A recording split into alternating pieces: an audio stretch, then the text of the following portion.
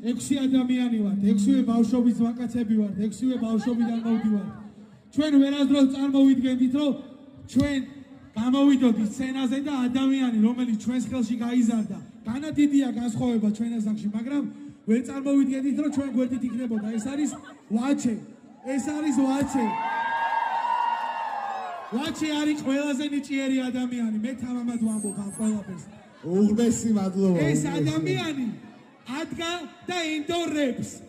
მოდი ეხა მოусვინოთ როგორ ენდორებს.